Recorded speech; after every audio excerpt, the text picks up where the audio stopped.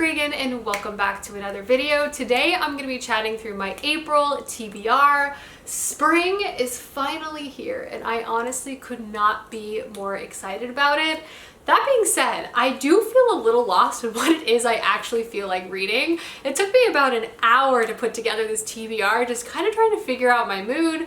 That being said, I kind of have a hodgepodge of a lot of things. I have some epic fantasy, I have some fantasy romance, and I just have some lyrical, beautiful reads I feel like are going to be rather emotional. So without further ado, let's go ahead and dive right into my TBR. First one is The Song of Achilles by Madeline Miller. This is an incredibly popular novel and I'm really looking forward to picking it up and probably vlogging about it, probably crying on camera while reading it.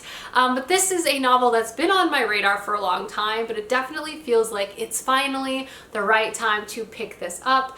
This of course is a kind of retelling and romanticization of the classic Greek tale of Achilles, specifically honing in on Achilles' tragic life and story as he kind of travels to war, and also his romance with Patroclus. I've heard such good things about this. I feel like it's going to be a kick in the heart and in the gut, but I feel like I'm ready. Like I'm ready for a good cathartic cry, and I've just heard such good things about Madeline Miller's writing and just her interpretations of these classic Greek myths. I also own Circe by her, so if I love this, I have another book to pick up. So this is the first book I hope to get to this month. From there, I decided to keep the tiers going, and I also have Never Let Me Go by Kazu Ishiguro. In my spring reads video, I asked you guys which Kazu Ishiguro book I should pick up first between Claire and the Sun and this, and a lot of you guys said to start here because Claire and the Sun might have some parallels to this story or like mild connections. So given that information, I decided to start here. This is one of the most famous books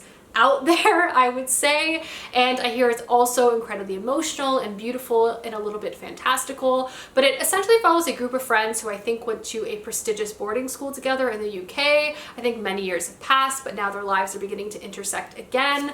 I just have a feeling I am going to love this, given that it's lyrical and probably very character focused, and I also personally really love when authors play with fate and like interconnectedness, and I feel like this might have a bit of that, but we shall see. It would be an interesting reading vlog if I read this and The Song of Achilles at the same time. Would I survive? Really, there's only one way to find out. But yeah, I'm hoping this is my first of many Kazu Ishiguro books for this year, as I own so many of his novels and I just need to get to them. Next up, I have some fun YA to break up some of the angst, and that is Shadow of the Fox by Julie Kagawa. I have never read a Julie Kagawa book, and I feel like it's time for me to resolve that. Particularly, I've heard such good things about this particular series, and I love dark YA fantasy, so I'm just hoping this is a series I can start and love and read multiple of the books throughout the year. And this essentially one appears to have tropes that I just love, which is kind of like, I'm supposed to kill you, but I think we're gonna fall in love. And this is set in a world where there is an ancient magical scroll that can summon a dragon, which will grant one wish.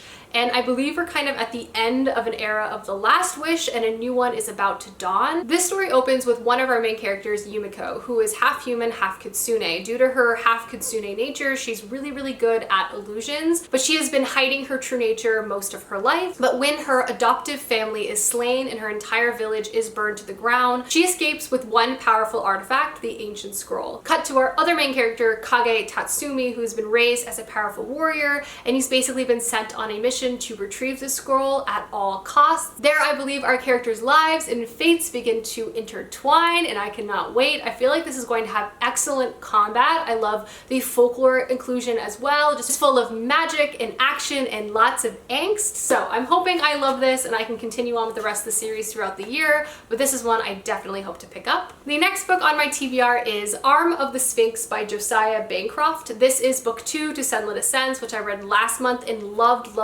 so much. Given that, I don't want to let too much time pass between reading books 1 and 2, as I believe the 4th and final book actually comes out later this year, so it'd be lovely again to kind of marathon this entire series.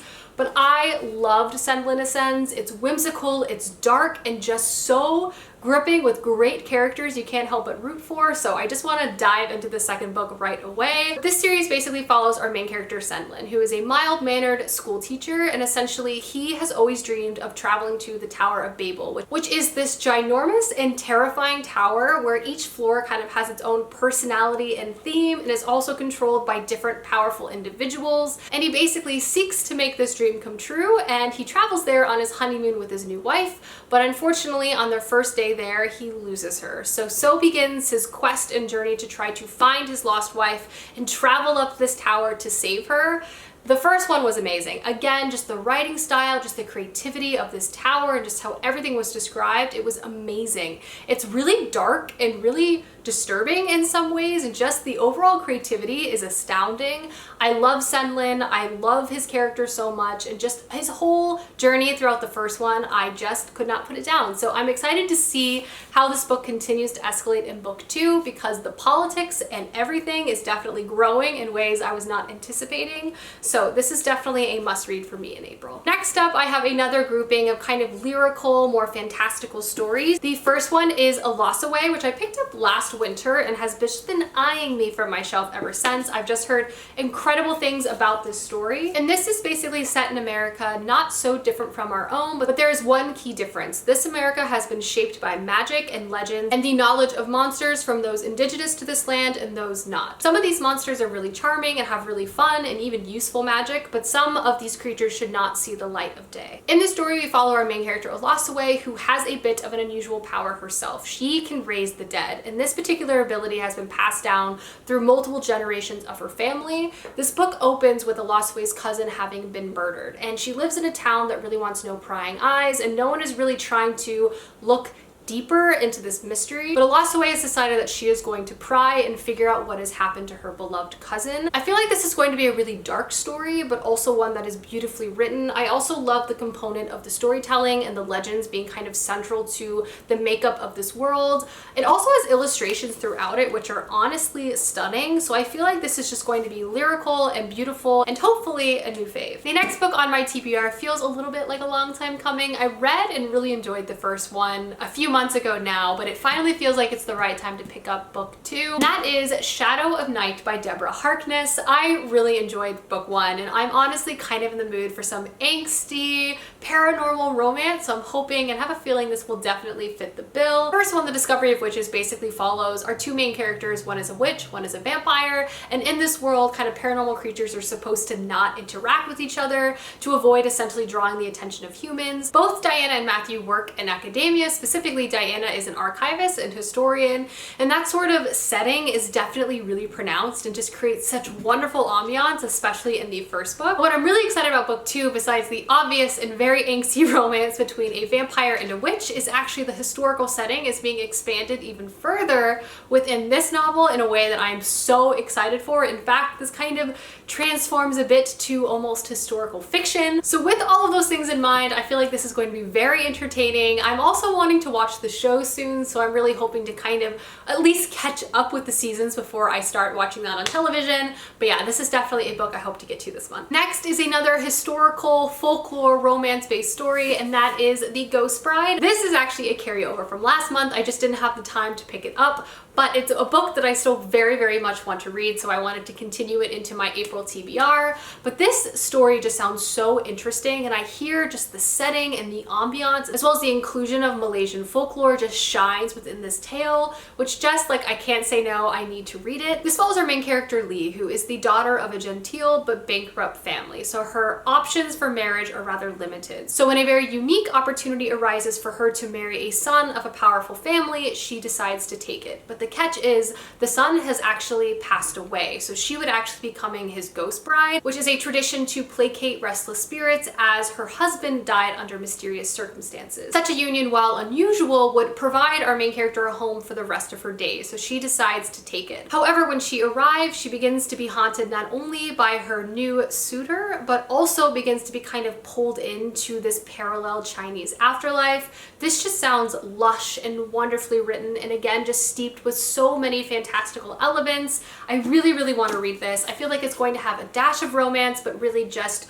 wonderful writing and so much history as well. So this is a book I really hope to read. Next up is a book I actually plan to buddy read with Starla this month. We have decided to pick up To Sleep in a Sea of Stars by Christopher Paolini. Would you believe me if I told you I've actually never read a Christopher Paolini book? I did not read Aragon growing up, which I feel like is surprising and a bit unusual because I know that is a lot of people's favorites, but this is the first book to a new space opera, Space Odyssey series. I believe it's just going to be this ginormous, expansive world. I've heard kind of mixed things about this, which is why I'm so intrigued to read it, and I'm also so excited to be buddy reading it with Starla, so we can kind of bounce off how we're feeling as we go along. This book is actually pretty long. It's almost 800 pages, but it basically follows our main character Kira, who is like doing a survey of what she thinks is an abandoned planet, but then she finds an ancient alien artifact, which kind of launches her in the middle of this war between stars and kind of sends her on a space odyssey. The synopsis is honestly pretty vague, but I'm actually kind of intrigued by that, and I'm kind of curious to see how this book continues to expand. I've been reading more sci-fi this year, but most of it has actually been set on Earth, so I'm kind of wanting to get into the stars, if you will, and read a bit more expansive sci-fi fiction with more world building, so this is one I'm looking forward to see how I feel about it. So this is one I will be reading this month with Starla. And the last book on my TBR should be no surprise, and that is Oathbringer by Brandon Sanderson. I'm a little disappointed I did not even start this in the month of March. I was hoping I would have a few hundred pages under my belt before I read the bulk of it this month, but alas, it did not happen, but it's not too late. I'm just gonna try to read as much of this as I possibly can. I believe this is Dalinar's centered book, and if I recall correctly, I actually really enjoyed it because I really like Dalinar, but there is a lot of stuff going down based off of Words of Radiance, and a lot of questions I need answered, so I'm very curious to see how this epic fantasy story continues to expand in book 3. I have the ebook of this, which I'll probably read because this is so heavy, but these books are honestly stunning. They're so full of illustrations. And I also actually plan to read the short story collection Edge Dancer before I pick this up. It's like a 2.5. It's very, very short.